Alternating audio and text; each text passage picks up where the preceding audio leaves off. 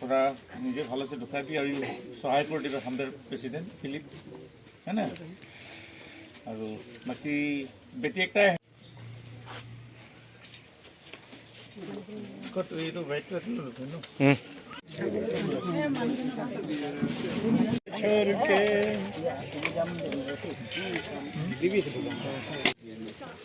এই তোতে দি দি হৈ গল জানা ভাল ন মই আহি চেক কৰি দিব ওই চেক বেক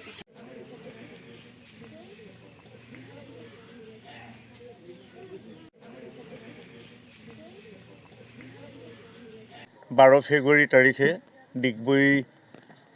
চাৰিআলি মাছ বজাৰত কেইজনমান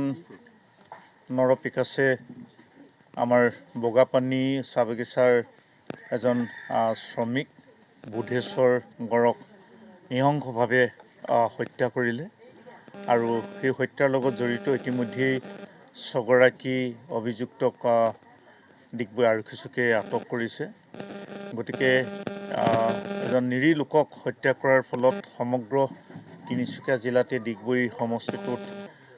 প্ৰতিবাদৰ ঢৌ ইতিমধ্যে হৈ গৈছে আৰু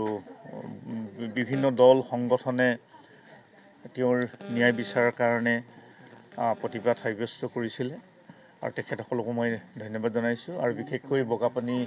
চাহ বাগিচাৰ প্ৰত্যেকগৰাকী ব্যক্তিয়েই তেওঁৰ ন্যায়ৰ কাৰণে আচলতে চৰকাৰৰ ওচৰত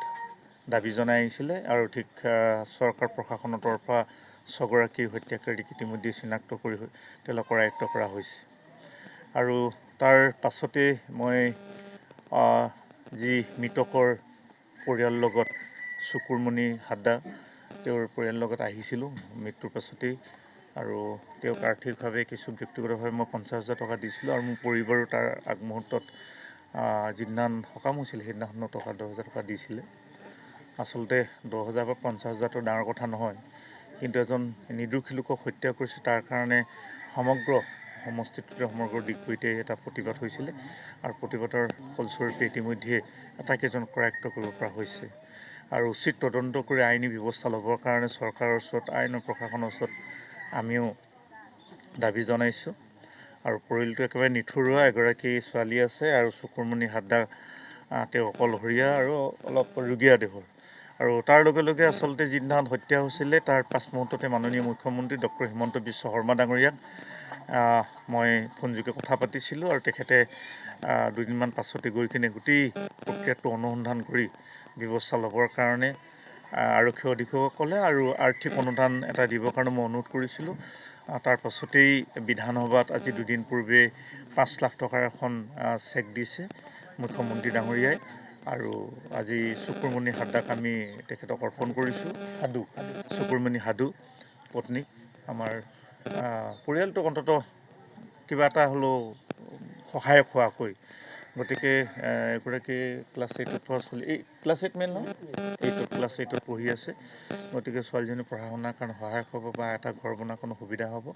আৰু ৰোগীয়া যিগৰাকী আছে শুকুৰমণি হাদ্দা তাইও অলপমান চিকিৎসা কৰিবৰ কাৰণে ভাল হ'ব তাৰ কাৰণে মাননীয় মুখ্যমন্ত্ৰী ডক্টৰ হিমন্ত বিশ্ব শৰ্মা ডাঙৰীয়াক আমি ধন্যবাদ দিছোঁ অসম চৰকাৰখনক ধন্যবাদ দিছোঁ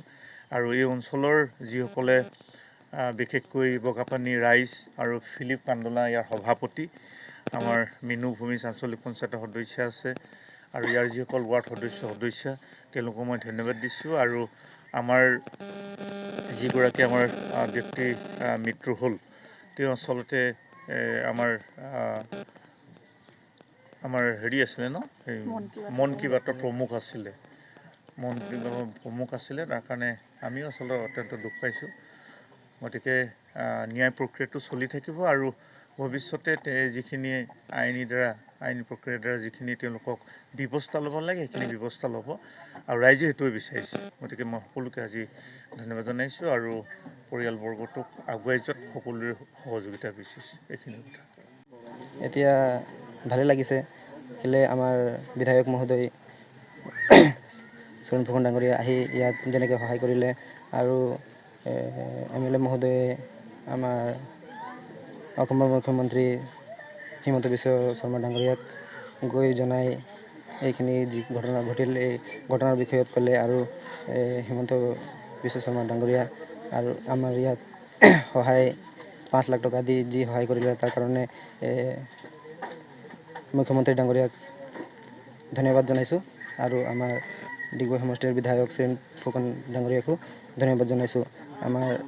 যি ঘটনা ঘটিল এই ঘটনাৰ বাকী